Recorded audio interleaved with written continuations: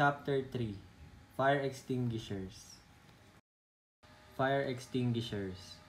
A portable device used to put out fires of limited size. It is a mechanical device usually made of metal, containing chemicals, fluids, or gases for stopping fires. The means for application of its contents for the purpose of putting out fire. Before it propagates and is capable of being readily moved from place to place. So, itong fire extinguishers ay easy to carry na device para maapula agad yung once na nag-ignite yung isang bagay at hindi na humantong pa sa pag-propagate ng mismong sunog or pag-spread nito sa ibang bagay pa. Extinguishers are designed primarily for use by people other than firefighters. The skill and knowledge in their operation may mean the difference between using one small fire extinguisher or a big operation involving many fire trucks and dozens of people to extinguish a fire. These extinguishers may be able to extinguish the fire or hold it in check until a larger firefighting equipment arrives. Extinguishers, pwede itong gamitin kahit na normal na tao ka lang, hindi ka firefighter, kasi madali lang naman tong matutunan gamitin at malaking tulong to once na may nag-ignite. Pwede mong ma-hold yung apoy na sa one place lang, hindi na siya mag-spread habang inaantay yung responde ng mga bumbero. Classification of fire extinguishers. Different types of fire extinguisher are designed to extinguish fire involving different types of fuels. They are classified as Class A, B, C, D, or K, or a combination, depending on the fire against which their agents are effective. So dito sa classes of fire, dito sa Class A, wood, paper, cloth, trash, and other ordinary materials. So dito pwede natin gamitin yung powder, foam, and water. Ang bawal naman natin gamitin laman dito is yung CO2 and wet chemical.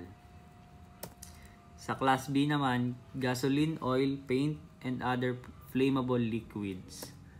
Dito naman is pwede natin gamitin yung powder, foam, CO2.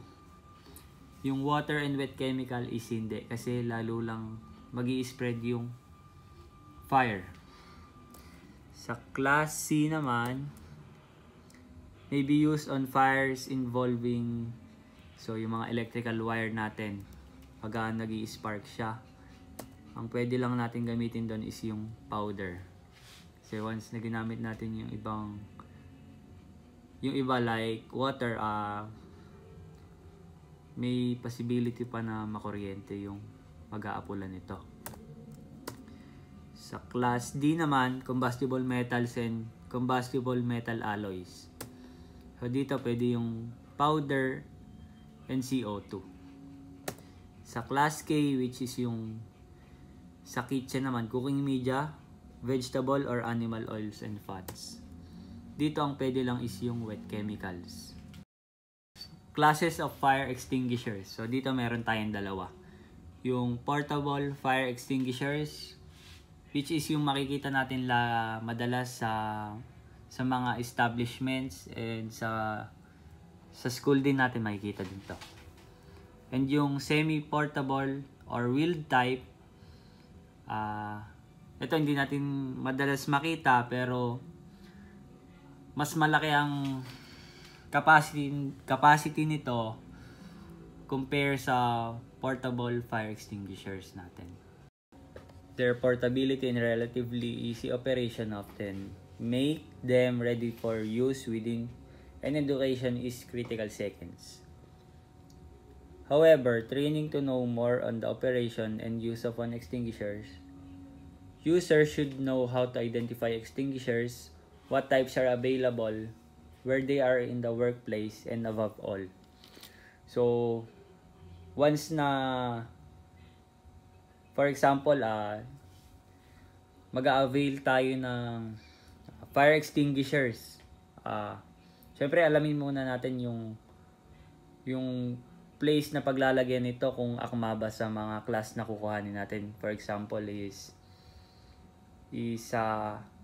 for kitchen purposes, syempre class K ang kukuhanin natin. Steps in using fire extinguishers. So may acronym itong PAS. Pull the pin at the top of extinguisher. So yung pinaka pin sa lever or yung handle. A. Aim or point the nozzle or outlet toward the base of fire or mismo yung may parang hose. Itatapat mo siya sa mismong fire. Squeeze the handle above the carrying handle to discharge the agent. To stop the discharge, release the hand. So, sweep the nozzle inside to side motion before the flames to spread the extinguishing part. Direct the agent at the base of the flames.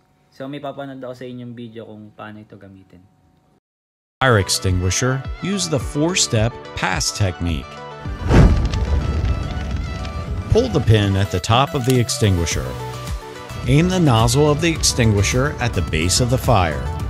Squeeze the handle to discharge the extinguishing agent. Finally, sweep the nozzle back and forth at the base of the fire from side to side. Always remember, having a fire extinguisher and knowing how to use it is essential for every establishment. Types of portable fire extinguishers. Meron tayong H2O or water. Dry chemicals, carbon dioxide or CO2, AFFF or foam, halons, dry powder, metal or sand fire extinguishers, halotron 1, Fe36 or hydrofluorocarbon 236Fa, HFC 236Fa, and water mist. So dito makikita natin yung iba't ibang itsura ng fire extinguishers. Meron tayong water portable extinguisher, water mist class K fire extinguishers, halotron fire extinguisher, dry chemical fire extinguisher, and halon fire extinguisher. Parts of pressurized extinguishers. So meron tayo ditong safety pin or yung pinupull pagka gagamitin na natin. So nozzle, pressure gauge, so yung handle, high pressure gas canister, ginagamit yun para ma-eject yung mga dry chemicals, carbon dioxide, or water na nasa loob ng metal extinguishers. Components of fire extinguishers. So dito may release lever or yung nire-release once na gagamitin na natin. Tamper seal para malaman natin na bago yung fire extinguisher. Handle. Pull pin or yung tinatanggal once na gagamitin na natin. Valve assembly. Hose. Extinguishing agent. So yung mga dry chemicals. Propellant. And yung cylindrical tank.